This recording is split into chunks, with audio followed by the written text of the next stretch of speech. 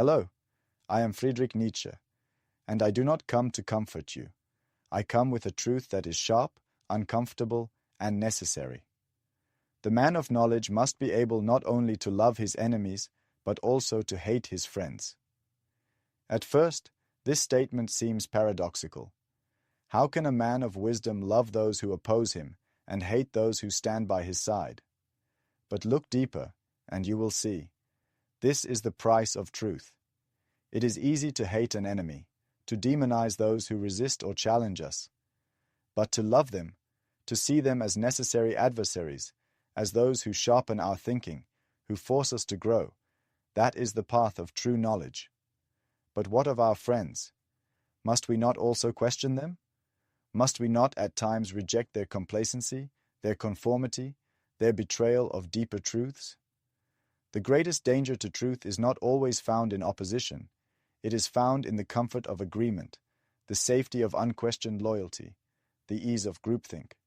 And so, the true thinker must love his enemies for their honesty, and when necessary, hate his friends for their betrayal of the pursuit of truth. How it applied then? Throughout history, those who dared to think beyond the herd were condemned, not by their enemies, but by their own circles. Socrates was not executed by invading armies. He was sentenced to death by his own city, by those who could not bear his relentless questioning of their comfortable lies. Copernicus and Galileo did not face persecution from some distant enemy. They were condemned by the very institutions that were supposed to seek truth. Bruno, Spinoza, Voltaire. They were not burned, exiled, and censored by sworn enemies, but by those who claimed to be on the side of enlightenment and knowledge.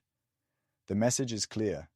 The greatest betrayal of truth comes not from external forces, but from within. How it applies now. And today, this truth is more relevant than ever. You live in a time where loyalty has replaced thought. Your world is divided into tribes, ideologies, and digital echo chambers, where questioning those who claim to be on your side is seen as a greater crime than being wrong. The illusion of righteousness. People do not seek truth, they seek confirmation. They do not engage with dissent, they silence it.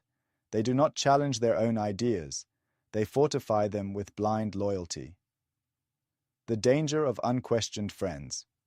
Today, if you question your own party, movement, or ideology, you are branded a traitor.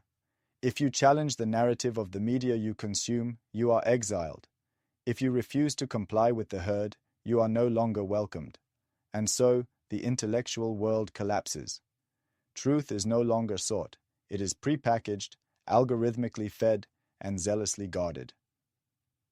The weaponization of enemies and friends. Your enemies are not allowed to be worthy opponents. They must be monsters.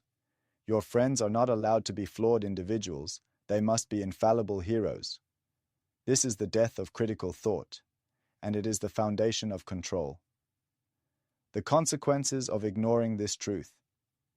If you refuse to love your enemies, you become a slave to reactionary hatred, never questioning why you hate, never engaging in deeper thought, forever manipulated by those who weaponize fear.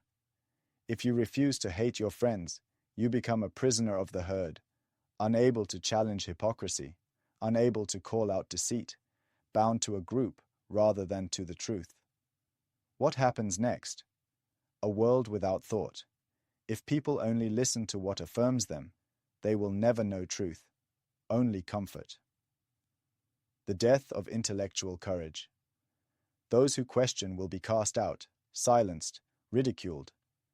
The few who dare to think will exist on the fringes, persecuted for refusing to bow to the collective lie. Perpetual division. Societies will be divided not by truth and falsehood, but by blind allegiance.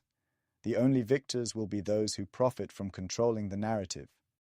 Make no mistake, this is already happening. Breaking free.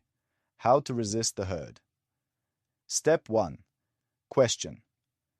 Those who agree with you are your allies defending truth or defending their tribe. Is your ideology based on reason or on fear of the other side? If questioning your own group makes you an outcast, you are in a cult, not a movement. Step 2. Engage with your enemies. Listen to why they believe what they believe.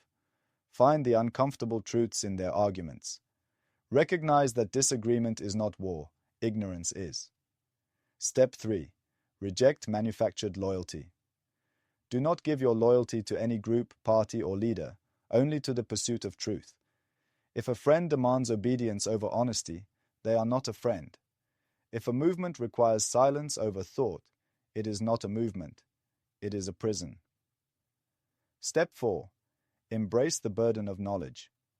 Thinking will make you an outsider. Questioning will cost you comfort. Truth is lonely, dangerous, and costly, but it is also the only path to true freedom. Final thought. A challenge to you.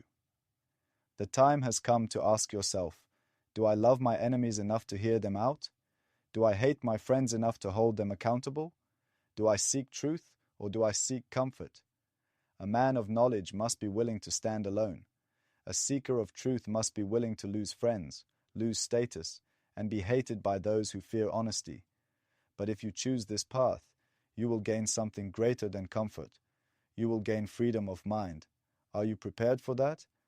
Follow information-warfare.com to resist manipulation and reclaim your mind.